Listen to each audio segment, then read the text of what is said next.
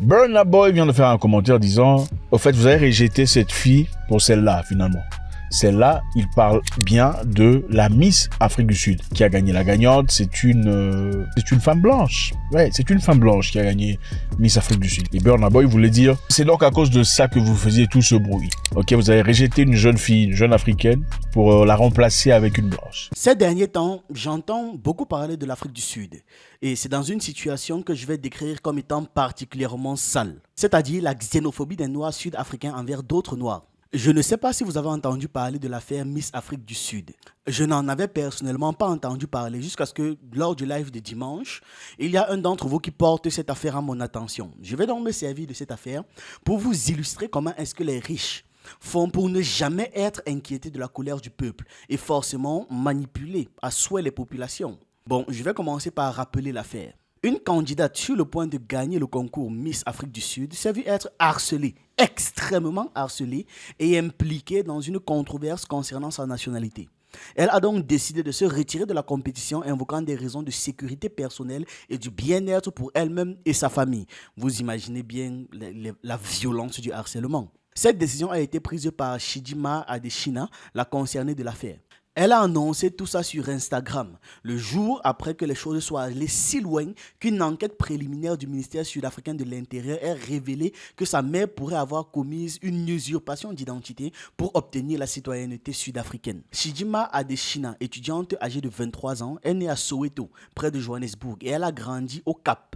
Alors en temps normal, le droit du sol s'applique. Le droit du sol, c'est un principe juridique selon lequel la nationalité d'une personne est déterminée par le lieu de sa naissance. En d'autres termes, une personne acquiert la nationalité du pays où elle est née, indépendamment de la nationalité de ses parents. Par exemple, si un enfant naît au Brésil, il pourra automatiquement obtenir la nationalité brésilienne, même si ses parents sont béninois. Donc en fonction des lois spécifiques en vigueur, c'est possible. Je précise aussi que la loi du sol ne s'applique pas partout. Par exemple, au Japon ou en Chine, c'est le droit du sang qui prime. Il faut avoir le sang chinois pour être chinois, même si vous êtes né à l'étranger. Le principe du droit du sol est appliqué dans plusieurs pays, mais il y a maintenant des règles, des conditions ou des restrictions selon les législations nationales. Et c'est le cas donc ici en Afrique du Sud. La demoiselle a donc précisé lors de ses interviews que son père est nigérian et sa mère d'origine mozambicaine est sud-africaine. Ce sont les origines de sa mère qui ont suscité un débat houleux sur les réseaux sociaux où certains Sud-Africains remettent donc en question sa véritable nationalité. Ils ont en gros expliqué qu'elle n'a pas le droit de participer à la compétition car elle n'est pas sud-africaine. En Afrique du Sud, le droit du sol s'applique mais limité et soumis donc à certaines conditions. C'est ce que j'expliquais. Selon la loi sud-africaine, un enfant né en Afrique du Sud peut acquérir la nationalité sud-africaine à la naissance si au moins un de ses parents est un citoyen sud-africain ou un résident permanent. Si les deux parents sont étrangers et ne sont pas résidents permanents, l'enfant ne reçoit donc pas automatiquement la nationalité sud-africaine. Et ce n'était pas son cas, absolument pas. Maintenant, il existe une possibilité pour un enfant né en Afrique du Sud, de parents étrangers, d'acquérir la nationalité sud-africaine plus tard, sous certaines conditions, notamment s'il réside en Afrique du Sud jusqu'à l'âge de 18 ans et fait une demande de citoyenneté. Le mannequin qui a fait la polémique à 23 ans, elle a grandi au Cap-Vert. Ça fait plus de 18 ans qu'elle vit en Afrique du Sud.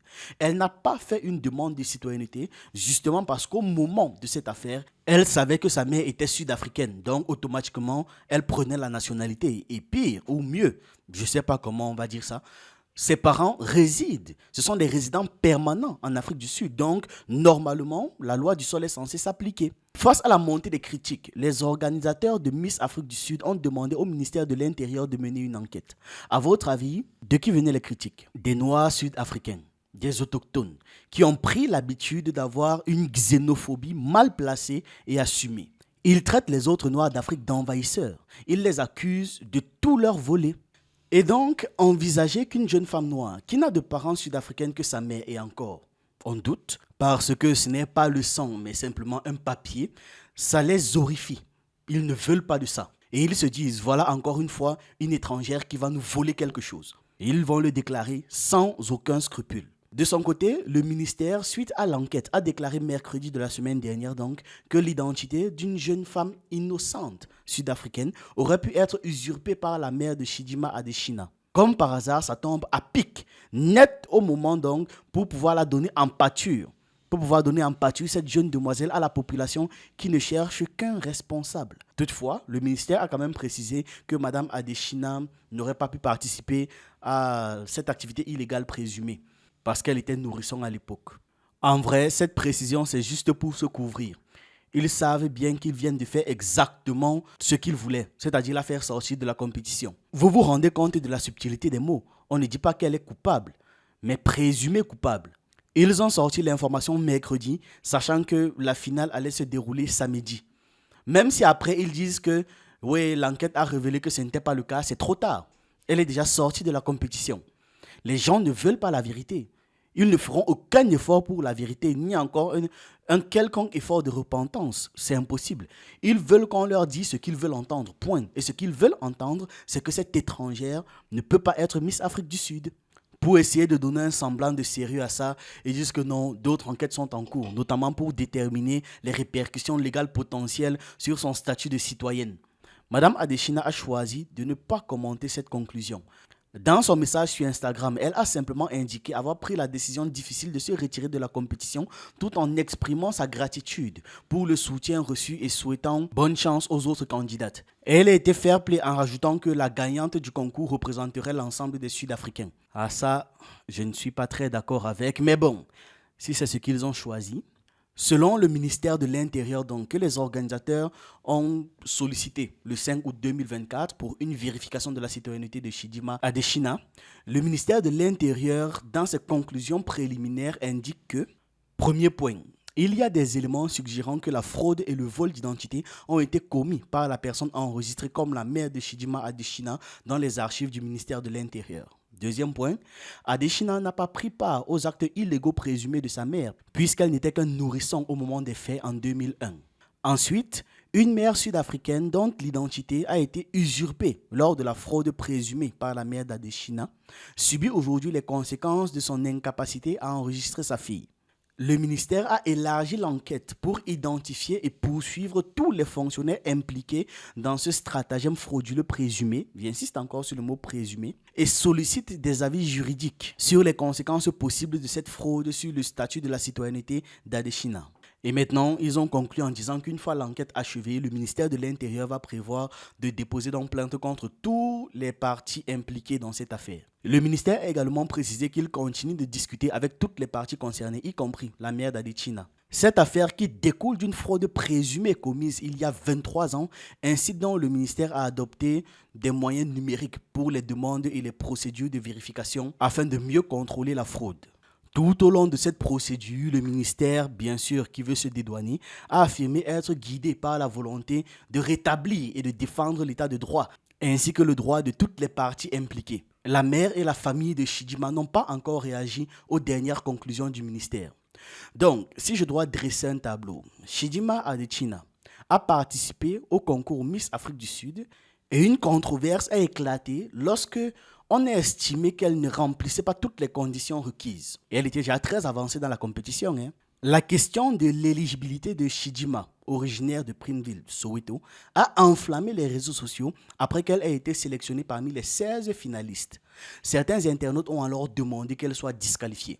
Enfin, beaucoup d'internautes ont demandé qu'elle soit disqualifiée, estimant qu'elle n'était pas véritablement sud-africaine. La 66e édition de Miss Afrique du Sud 2024 s'est tenue samedi 10 août à Pretoria. Selon le site officiel du concours, les candidats doivent être citoyennes sud-africaines et détenir un passeport sud-africain valide. En cas de double nationalité, elles doivent fournir des informations sur les deux nationalités. L'éligibilité de Chidima a donc été remise en cause. Quand elle n'était pas aussi proche de la victoire, sa nationalité n'a posé problème à personne. C'est quand elle est sur le point de gagner et d'être le visage qui va représenter l'Afrique du Sud pendant au moins 1 an que, comme par hasard, on trouve une affaire. Les personnes qui lancent cette polémique au point où une enquête soit initiée, c'est les représentants des 80% de la population qui ont subi la colonisation, la ségrégation et qui subissent encore la pauvreté. Mais s'il y a une chose que je comprends, c'est que dans cette affaire, les Noirs là sont simplement un instrument, c'est tout. On se demande bien si c'est le sang, les papiers ou l'apparence qui compte. Même Burna Boy a réagi par rapport à ça. Burna Boy vient de faire un commentaire disant « Au fait, vous avez rejeté cette fille pour celle-là, finalement. Celle-là, il parle bien de la Miss Afrique du Sud qui a gagné. La gagnante, c'est une femme blanche. Ouais, c'est une femme blanche qui a gagné Miss Afrique du Sud. Et Burna Boy voulait dire, c'est donc à cause de ça que vous faisiez tout ce bruit. Ok, vous avez rejeté une jeune fille, une jeune africaine, pour la remplacer avec une blanche. Donc, vous avez rejeté une jeune dame dont vous pensez la nationalité frauduleuse parce que ses parents auraient volé la nationalité pour voter pour Miss, une jeune dame blanche dont les parents ont volé vos terres, votre économie, votre argent, votre vie et tout ce que vous avez aujourd'hui. C'était donc ça. Et beaucoup de personnes se sont fâchées contre Burna Boy, disant qu'il était malade. Il faut laisser aux Sud-Africains ce qui se passe à l'Afrique du Sud, ça ne regarde pas Burna Boy. L'Afrique du Sud est un Rainbow Nation. Rainbow Nation, c'est-à-dire une nation arc-en-ciel. Et en parlant de arc-en-ciel, on veut faire allusion à différentes races. Parce qu'en Afrique du Sud, évidemment, il y a les Noirs, il y a les Blancs, il y a les Métis, il y a les Indiens, il y a... Voilà, donc il parle de Rainbow Nation. Et quelqu'un a répondu disant, dans le Rainbow Nation, il n'y a même pas de couleur noire. Donc, vous vous forcez auprès de Blancs, voulant qu'ils vous acceptent, prétendant que vous cherchez un gouvernement d'unité, un gouvernement où vous comprenez, où vous entendez. Mais les Blancs, eux, ils ne vous calculent pas. En fait, les Blancs profitent du fait que vous, entre Noirs, ne peuvent pas vous accorder, vous ne vous aimez pas, alors eux profitent pour gagner. Et c'est aussi comme ça qu'ils ont gagné les élections. C'est-à-dire, il y a beaucoup de Noirs. Normalement, dans un pays comme l'Afrique du Sud, il y a beaucoup de Noirs, beaucoup de partis politiques noirs. Donc les Blancs, normalement, ne devraient pas gagner les élections en Afrique du Sud. Mais qu'est-ce qui s'est passé la fois dernière? Les Noirs étaient divisés. Et comme les Noirs étaient divisés entre eux, les Blancs avaient la majorité, ou presque la majorité. Dans un pays où il n'y a que 5% de Blancs, ils ont gagné 20% des élections. Pourquoi? Parce que les Noirs étaient divisés. Donc, beaucoup de personnes ont fait beaucoup de commentaires accusant les Sud-Africains de xénophobie. Voici Miss Afrique du Sud 2023 et voici Miss Afrique du Sud 2024. Alors, pourquoi cette affaire me parle? Parce qu'en Afrique du Sud est utilisée la même stratégie que partout ailleurs dans le monde pour ne jamais, en réalité, que les vrais problèmes soient pointés du doigt et que les gens s'attaquent aux véritables problèmes. Les inégalités dans le pays restent flagrantes. Les Noirs dans ce pays sont les plus pauvres. Bon, vous me direz comme partout ailleurs dans le monde, et c'est vrai. Maintenant, pour ne pas que cette population noire, supérieure en nombre, n'attaque le problème réel, qui est le système mis en place pour les défavoriser, et ce depuis la ségrégation. Les médias donc, dirigés par l'autre communauté, donnent aux Sud-Africains un bouc émissaire.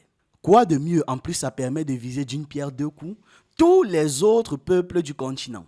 Tous les autres noirs du continent, je précise. Exactement comme la France fait par exemple avec ses problèmes de migrants. C'est-à-dire que tout ce qui ne va pas en France, c'est à cause des migrants. C'est le même chemin un peu partout. Hein. Maintenant, pour les pauvres Sud-Africains, c'est à cause des étrangers noirs. Parce que, évidemment, les étrangers blancs n'ont pas de problème. Se nationaliser quand tu es blanc là-bas, ça va.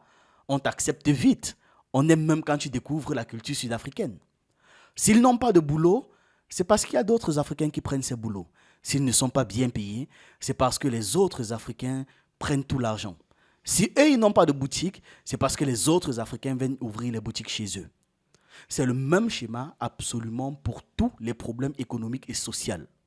Si vous n'avez pas de femme, c'est parce que les autres Africains viennent prendre vos femmes. Si vous n'avez pas de mari, c'est parce que les autres Africains viennent prendre vos maris.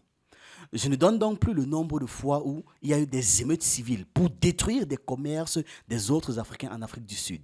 Ceux qui contrôlent les médias contrôlent le narratif. Et le narratif fait clairement dire aux populations que ce sont les Africains, les autres Africains du moins, l'ennemi. Vous comprenez pourquoi je dis qu'on doit arrêter de regarder la télé maintenant? On peut vous faire croire à vous-même, quand vous regardez la télé, que vous avez commis un meurtre à l'autre bout du monde, alors que vous n'avez même pas de passeport. Vous n'êtes même jamais sorti de votre pays. Voilà donc une manifestation du contrôle mental que nous subissons tous les jours. Ça détruit des carrières, des vies et même des générations. Ça nous détruit et ça nous fait ne jamais nous rendre compte des véritables problèmes auxquels nous sommes confrontés. La vidéo d'hier en parlait. On met toujours des boucs émissaires, on met toujours des personnes pour détourner notre attention du réel souci. Voilà, une femme noire est maintenant classifiée comme étant ne pas faisant partie de l'Afrique du Sud parce qu'elle a des origines déterminées, même d'ailleurs par des gens qui n'étaient même pas nous. C'est nous qui avons créé la Mozambique, c'est nous qui avons créé le Nigeria, c'est nous qui avons créé tout ça. Donc, les autres font même leur classement territorial chez nous et nous, on se base dessus pour dire que X personne est étrangère. Voilà ce que j'avais à partager avec vous dans cette vidéo. Dites-moi ce que vous en pensez en commentaire et on se retrouve une prochaine fois.